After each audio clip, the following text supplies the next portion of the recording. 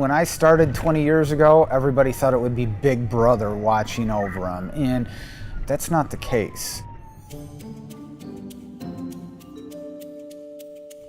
The Axon cameras that we have, I love them. If I stop you for a red light violation and I have it on camera, you can't really dispute it. If you have a dispute, you can follow it up with my deputy director. We're finding that, I would argue, 8 to 9 times out of 10, as soon as somebody walks in to file a complaint and recognizes that the officer recorded the entire event, the person walks out of the office. If needed, I can literally go on to evidence.com, review any videos that I have uploaded, bring it into court, show it to a judge. Camera can say 1,000 words for us, and we don't even need to say anything on some stuff. The thing we have found most recently is it's actually taking guys' eyes off their notepad, and rather than jotting down notes, they're actually paying attention to people. They then can go back and, if need be, watch their video to complete their report. So it's really getting that personal connection back out there as well.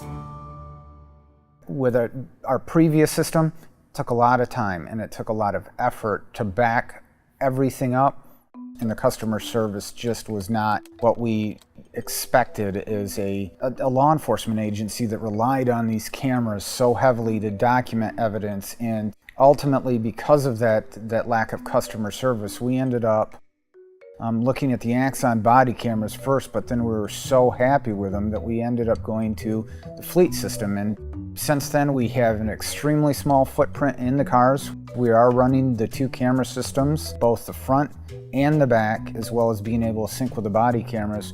We're able to collect a lot more evidence. It works seamlessly with Axon View XL and evidence.com. And as part of this, I just simply add the videos to a case and share that case with the prosecuting attorney's office, and they can pull up the videos in the courtroom and play it for a judge or a jury right there.